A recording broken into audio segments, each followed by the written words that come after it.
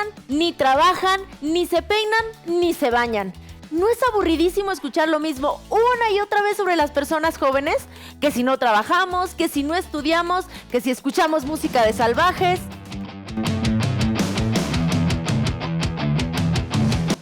Parece como que los adultos nunca fueron jóvenes y no pasaron por lo mismo con sus padres y ellos a su vez con los abuelos.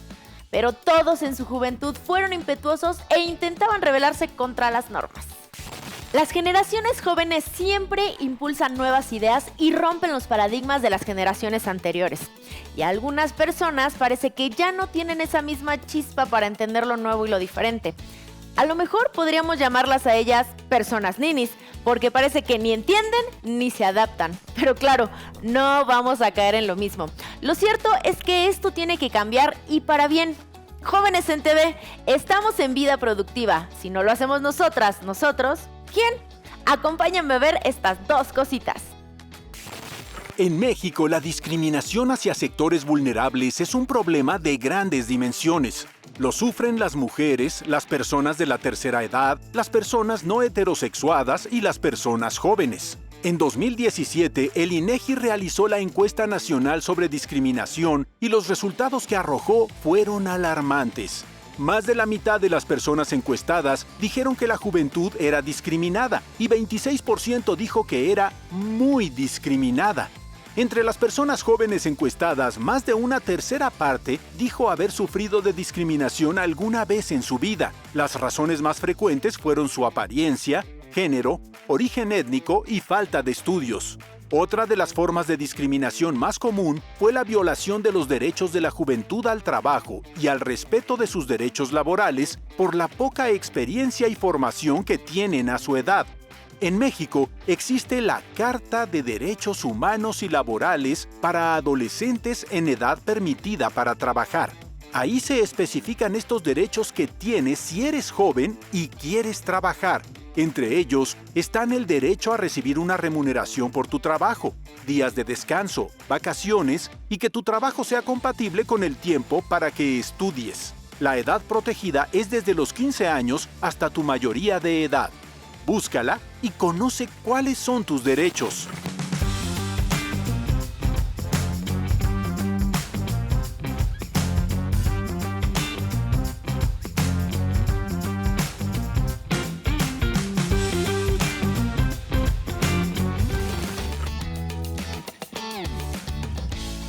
¿Quién los entiende? Nos echan la culpa por no trabajar o no estudiar, pero nosotros no tenemos la responsabilidad de eso. Desde hace muchos años vivimos crisis estructurales y recurrentes del sistema en el que nacimos, el capitalismo. Las condiciones laborales han ido empeorando con trabajos mal remunerados y un abandono del campo, que ha provocado el éxodo de millones de personas. También estas crisis han ido deteriorando a las escuelas y a las universidades. La población ha crecido, pero el acceso a la educación no ha cambiado mucho. Hay pocos lugares en universidades y la distribución de planteles es aún limitada. Además de que no hay escuelas, las necesidades económicas de nuestras familias pues nos empujan a trabajar, pero al mismo tiempo se nos niega el derecho al trabajo, diciendo que no tenemos experiencia, que no tenemos la capacitación necesaria, que no nos gusta esforzarnos. Pero ¿cómo vamos a obtener experiencia y probar que sí nos esforzamos si no nos dejan trabajar? ¿Y cómo obtendremos capacitación si las escuelas no nos admiten? Esto de los ninis es solo un nuevo nombre a la vieja discriminación. Vagos. ¿Ninis? ¿De verdad? Un experto en historia y economía nos puede ayudar a entender mejor lo que sucede.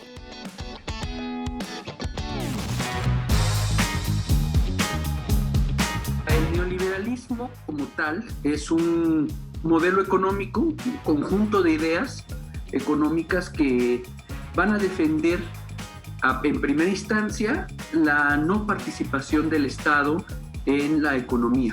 La industria, que es el motor de la economía en cualquier país, pues está en manos de particulares, lo que hoy conocemos como empresarios. Es muy importante que la producción de estas empresas en el modelo neoliberal se basa en la demanda, en la oferta y la demanda. El neoliberalismo en América Latina se va a implementar Pues principalmente por el intervencionismo de los Estados Unidos. Las condiciones de trabajo son de explotación en muchas ocasiones. El modelo neoliberal en México como tal lo vamos a encontrar a partir de 1982, con la crisis al final del gobierno de José López Portillo y la llegada al gobierno de Miguel de la Madrid. El terremoto del 85 no solamente mueve y tira la capital, sino que mueve y tira el sistema económico. Y la parte, pues, vamos a llamarla así, de tiro de lanza fuerte del neoliberalismo, la vamos a tener con el gobierno de Carlos Salinas de Gortari. El Tratado de Libre Comercio de América del Norte, lo que se busca es un mercado común en el norte. Los efectos de entrar en este tratado de libre comercio de América del Norte en una posición bastante vulnerable, pues fueron que la economía mexicana no es una economía que está a la par de la economía de los Estados Unidos o de Canadá. Somos un país que se llaman primo exportadores, es decir, exportamos materia prima, principalmente cuestiones del campo. De los grandes efectos que va a tener el Tratado de Libre Comercio en el campo es, en primera instancia, que el campo mexicano se abandona. Entonces, la gente que se dedica al trabajo del campo lo deja y se va a las fábricas. Vamos a ser mano de obra de estas grandes armadoras. Es muy triste, ¿no? Porque la apertura, ¿no?, de este Tratado de Libre Comercio, de este neoliberalismo y de esta globalización, ofreció al narcotráfico mexicano un gran mercado. Pero el narcotráfico en México es producción, ¿no? Precisamente el empobrecimiento de los campos, el abandono del campo por parte de las autoridades, y quienes les ofrecen las semillas y los fertilizantes, pues precisamente son los narcotraficantes. Con tantos obstáculos es difícil que podamos alcanzar lo que queremos hacer desde que somos jóvenes. A mi edad, mis papás ya tenían trabajos estables, hasta tenían casa propia. Pero somos testarudos. Nuestra edad es la mejor para usar toda la energía para salir adelante y aportar al mundo nuestro granito de arena. Lo puedes ver en las manifestaciones de jóvenes en muchas partes del mundo.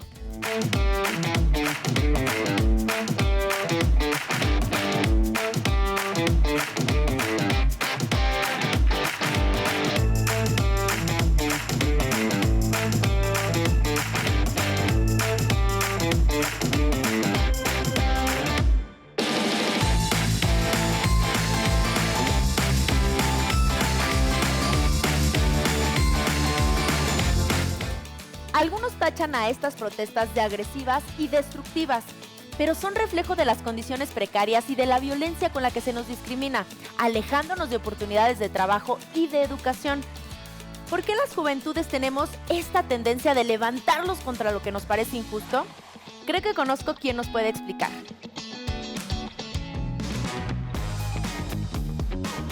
Las características del desarrollo psicológico de los adolescentes son muy amplias. Hay cambios a nivel de pensamiento, ¿no?, a nivel de la cognición.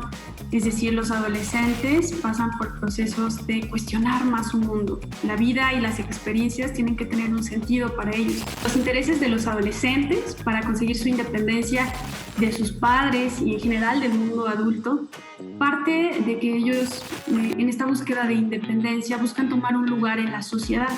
La personalidad del adolescente respecto al trabajo cobra mucha polémica. No hablaríamos también de una sola personalidad porque depende de la circunstancia en la cual los adolescentes van al campo laboral, ¿no? Podríamos ver dos líneas fundamentales, que sería uno, por necesidad. En México la edad legalmente permitida para entrar a trabajar son 15 años. La necesidad de apoyar en casa o tener que buscar para sí mismos un sustento. Y está la otra parte, que es la de la curiosidad. También hay muchos chicos que no motivados por la necesidad, pero sí por esa misma búsqueda de autonomía de la que hablábamos. Lo que motiva a los adolescentes a ser útiles en la sociedad es precisamente que ellos tienen un lugar en la sociedad. Al ser discriminados por el mundo adulto, los adolescentes se encuentran en un laberinto, ¿no?, que pareciera que es un laberinto sin salida. Cuando ellos tienen la oportunidad de ser las personas que tienen ese valor dentro de la sociedad, por ser ellos mismos, sin necesidad de hacer nada extra, simplemente por ser seres humanos, entonces les estamos abriendo la oportunidad para que creen, para que construyan, para que se desarrollen, para que crezcan, para que tomen el sitio que les toca en este tiempo. Los adolescentes con esta capacidad creativa, con esta relación o esta familiaridad con la tecnología, con la búsqueda de información, con esta necesidad de experimentar cosas, entonces también podrían formarse más, disciplinarse más, no desistir, ser persistentes con su proyecto de vida.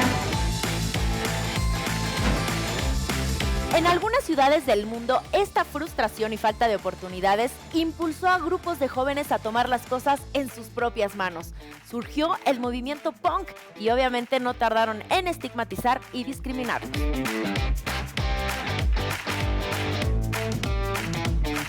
Pero ese fue uno de los movimientos más creativos de finales del siglo pasado. La juventud se puso las pilas y cambió lo que ya no funcionaba. Corrían los años 70 del siglo XX.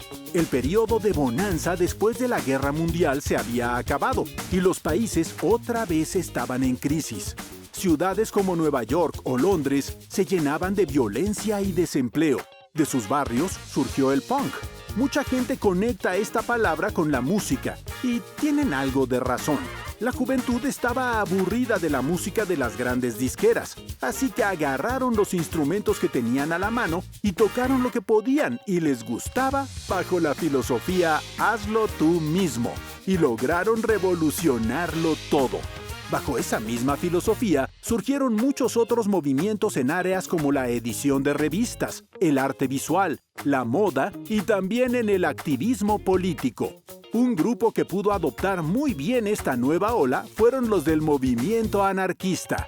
Seguramente han escuchado de ellos y ellas y pueden recordar que también son muy discriminadas en las noticias y por algunas personas. Pero, ¿qué es el anarquismo? En resumen, el anarquismo es la filosofía de vida que busca acabar con todo tipo de autoridades impuestas y con las relaciones de poder entre la gente. Creen que el orden social tiene que emerger de la responsabilidad individual y no de la fuerza de los gobiernos. Su símbolo es una A, que define también dos de sus principios, la autonomía y la autogestión. En un mundo donde la juventud había sido abandonada por los estados y donde las empresas tampoco les aseguraban un futuro, parecía que estos eran buenos principios para producir sus propios medios. Alrededor del mundo existen miles de colectivos, cooperativas y proyectos autogestivos que continúan esta tradición con diversos matices, como el ecologismo, feminismo y veganismo. En México, 80% de las personas jóvenes que trabajan no cuentan con un contrato laboral y el 47% no tiene ninguna prestación por este trabajo. El trabajo de las personas jóvenes también ha estado relacionado con el mundo del arte. Antes de que existieran las escuelas de arte o las academias, los niños con más talento eran reclutados por los grandes maestros para que aprendieran directamente de ellos. En Florencia, sus talleres se conocían como botegas. El gran pintor renacentista Miguel Ángel entró a estudiar a un taller a los 12 años. Su escultura del David la hizo con solo 26 años de edad. Seguramente también has escuchado que Mozart fue un niño genio que a los 4 años ya tocaba el piano. A los 10 años ya había sido comisionado para componer su primera obra pagada, La obligación del primer mandamiento. La juventud tiene una gran presencia en el arte, no solo a través de artistas muy jóvenes, también hay quienes se han inspirado en ellos para hacer sus obras, como Van Gogh en esta pintura, Recolectores de leña en la nieve. En México, los jóvenes también han sido inmortalizados a través de obras como este grabado de Raúl Anguiano, Taller de Gráfica Popular. Como puedes ver, el trabajo de la juventud ha sido una constante en la historia. La idea de una infancia y juventud que solo estudia es bastante moderna. Por un lado, está muy bien, porque permite que exploremos, experimentemos y juguemos sin responsabilidades, pero al mismo tiempo, siempre la inquietud de ser útiles para nuestra comunidad, apoyar a nuestras familias y expresarnos con nuestros propios proyectos. Tengo un par de amigas que nos pueden contar acerca de sus emprendimientos desde la filosofía del hazlo tú mismo. ¿Quieren escucharlos? Ahí van. Nuestro proyecto inició desde mediados del 2019 pero oficialmente presentamos nuestro primer volumen en marzo del 2020, justo antes de que empezara la pandemia. Y ahorita nos encontramos justo en la etapa final de producción de nuestro segundo volumen, cuyo tema es incertidumbre. Y está muy, muy increíble. Esperemos poder mostrárselos muy pronto. Nosotros decidimos llevar a cabo Mala como un proyecto autónomo y autogestivo porque creemos que es importante que si tienes en la cabeza un plan o un deseo para llevar a cabo lo hagas, o sea, no puedes estar esperando que alguien te invite o que las circunstancias en el universo sean las ideales para poder hacerlo, o sea, es como, pues ni modo, o sea, lo tengo que hacer y pues a lo que se venga, ¿no?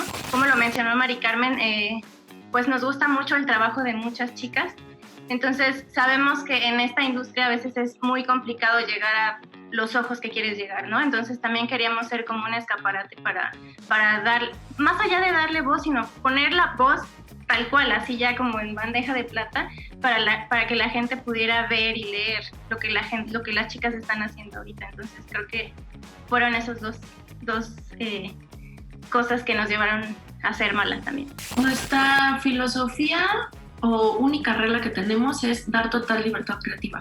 O sea, nosotras proponemos el tema y las colaboradoras tienen total libertad. Digamos que nuestra única regla sería pues el no interferir en su proceso creativo, porque justo como artistas nos gusta escuchar la voz de otras creadoras y encontrar esas pequeñas relaciones que hay entre ellas.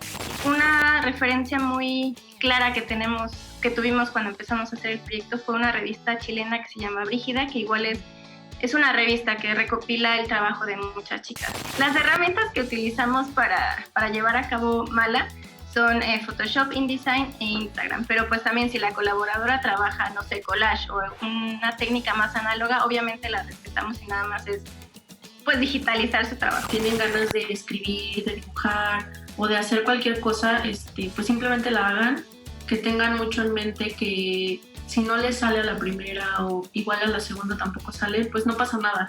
Hay cosas que también se van a ir dando orgánicamente y si no se dan, pues simplemente tomarlo como un aprendizaje y pasar a lo que sigue. Tal vez en este momento no parezca mucho, pero en unos años van a ver hacia atrás y van a tener un montón de cosas que ya hicieron y que les van a dar como una pauta para lo que quieren hacer después. Por ejemplo, en estos tiempos tan apocalípticos es importante tener un apoyo, ¿no? Entonces, cuando las cosas a veces parece que no están saliendo o que hay muchas trabas o algo así, siempre va a haber, obviamente, entonces siempre es importante que tengas a alguien que te diga, no, sí se puede, vamos.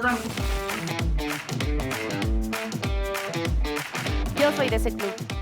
Desde muy chiquita quería ser artista y entonces decidí trabajar por mi cuenta haciendo ilustraciones e historietas. Mi meta es enfocarme en proyectos que sean relevantes socialmente, que construyan comunidades colaborativas y responsables. Con el dibujo se puede colaborar en todo tipo de cosas. Hay otro mundo de posibilidades fuera de las ciudades, en el campo. La población de comunidades rurales en México ha disminuido a la mitad en los últimos 70 años. Muchos pueblos se anexaron a las ciudades aledañas. La gente prefirió dejar su tierra para ir a buscar trabajo en las urbes y otros más migraron a Estados Unidos. Los jóvenes han dejado de trabajar en el campo. Hace algunas décadas era más común que se sumaran a las labores de su familia, algunos creando ganado, otros sembrando o haciendo artesanías. Pero vino el abandono del campo, como ya lo vimos, y las condiciones cambiaron drásticamente. Al mismo tiempo, el problema del narcotráfico creció en nuestro país, generando mucha violencia e inseguridad para las comunidades del campo. En un ambiente así, fue imposible asegurarle a las personas jóvenes su derecho a la educación, a un ambiente seguro para desarrollarse y a no ser discriminadas, como lo establece la Declaración Universal de los Derechos de los Niños y Jóvenes. Algunas personas jóvenes han hecho propuestas para volver a reconstruir sus comunidades y apoyarlas para recuperar esos derechos. Dicen que solo el pueblo salva al pueblo. Nuestra cooperativa de salud nace a raíz de muchas necesidades aquí en las comunidades de Cuetzalan.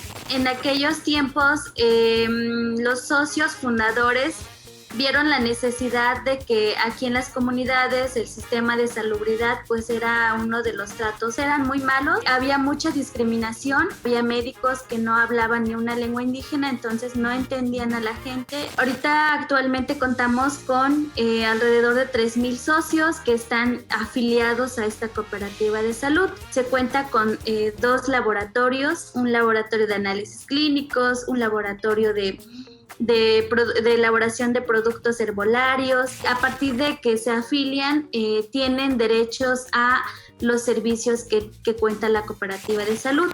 Las consultas médicas son gratuitas, se les hace el descuento de los análisis clínicos. Uno de los trabajos también de la cooperativa de salud pues es la parte del consumo de los alimentos balanceados. Las compañeras promotoras son las que se encargan de dar el acompañamiento a las familias. Las capacitan, por ejemplo, para construir huertos de hortalizas, huertos de plantas medicinales, en donde ellas pues hacen todo el proceso de elaboración de una composta, de una lombricomposta, de practicar esta parte de la producción orgánica. Concientizan mucho a la familia del por qué debemos de consumir nuestros alimentos sanos, libre de agroquímicos y tener una vida saludable. Las promotoras de salud se enfocan mucho en la preservación y conservación de los quelites. Los quelites conforman una amplia de gastronomía náhuatl y totonacú. Otro elemento que es muy importante es el uso de la medicina tradicional. Las compañeras promotoras reciben capacitaciones de los médicos tradicionales, replican todos estos conocimientos a las guardianas de la salud. Las guardianas, Tosepampacti la denomina como la mamá quien resguarda la salud de la familia. El otro elemento pues es el hogar sustentable, que cada quien tenga su propio hogar sustentable, que conlleva en tener una vivienda digna, por ejemplo, tener pues nuestra captación de agua de lluvia, usando los recursos pues que tenemos aquí en Cuetzalan. Al estar organizados pues nos ayuda a que nosotros como jóvenes pues aprendamos mucho de los mayores. Estos son 2 ejemplos de colectivos de jóvenes que encontraron algo que les gusta hacer, estudiando y aprendiendo para ser mejores, poniendo manos a la obra sin esperar a nadie más. Ni ociosas ni ignorantes como nos quieren discriminar. Estamos siempre alerta a lo que pasa y siempre con ganas de crear.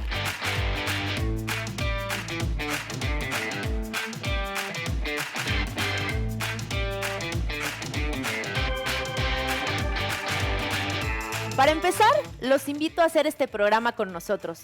Participen con Jóvenes en TV, un espacio de reflexión y construcción de conocimiento. En esta sección voy a presentarles mucha información útil para que cada quien encuentre su llamado y para que pensemos cómo vamos a revolucionar este momento que vivimos. Vida productiva. Si no lo hacemos nosotras, nosotros, ¿quién? Nos vemos pronto.